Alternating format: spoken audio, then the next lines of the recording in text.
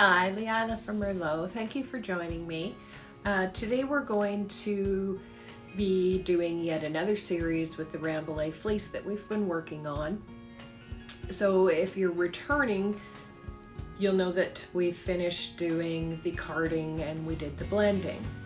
If you're new to the channel, if you go through the playlist, you'll be able to see the posts that we've done previous.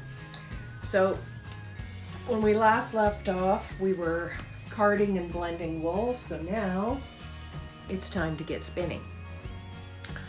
Prior sitting down at the spinning wheel, I like to consider what it is that I want to make from the yarn that I'm spinning and think about how the final work's going to be done. I wanted to do a color work sweater, which means you've got two thicknesses of yarn.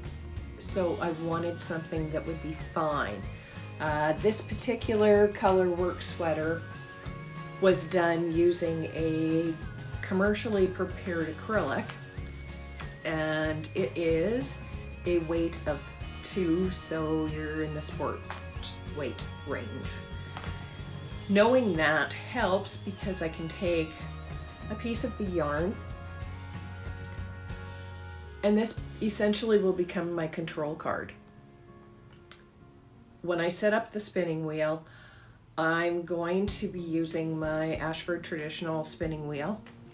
I've got a regular flyer on it right now, and I'll show you how I'm going to set it up as to, which ratio I'm going to use on the whirl, and my method of how I try to be as consistent as possible.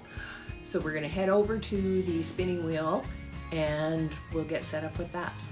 Here we are at the Ashford traditional spinning wheel that I have. I'm using a double drive. So that means that the drive band is going to go around the whirl, and then it's also going to go around the bobbin.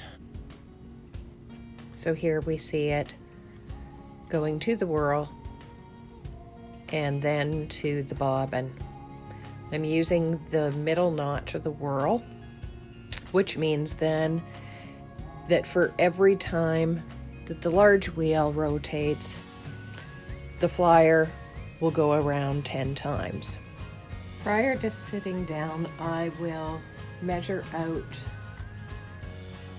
the fleece that I've got. That way, because I'm doing a 2-ply, can have an equal amount onto each bobbin. The tension I set up, I actually like a fair bit of tension pulling because I find that it helps me in the drafting to get stuff fairly consistent. I use a backward draw, and I sometimes use my middle finger of my left hand to apply a little bit of extra tension onto the wool to help with the drafting.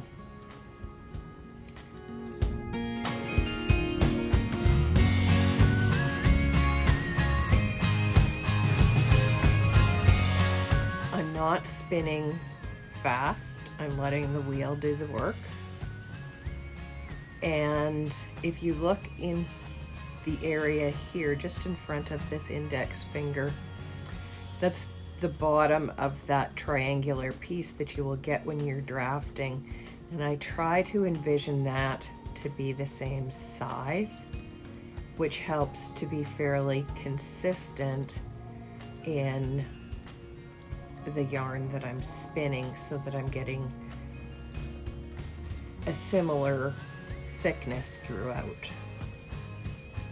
I don't really count the treadles that I do. I just remind myself that I need to pull back only 1/2 of the staple length, because spinning really is about getting your hands and your feet and your brain all to work in unison. So the staple length here is about 3 inches. So when I'm pulling back about 1.5 inches, and that helps me to be fairly consistent as well. we're just going to stop this and we'll double check to our control card here.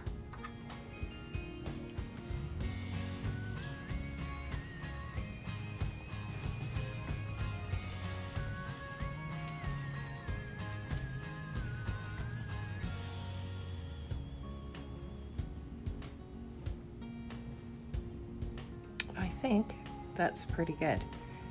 Now I'll just continue spinning, periodically pulling off of the side just to check it to the control piece to ensure that I'm going to have the proper thickness of the yarn. We have the first two bobbins that are now filled. I'll continue filling the rest of the bobbins that I have.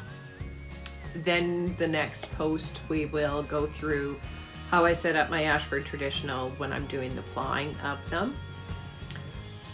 Any questions, comments, please reach out to us. I will also have a post available on our website, merlot.ca.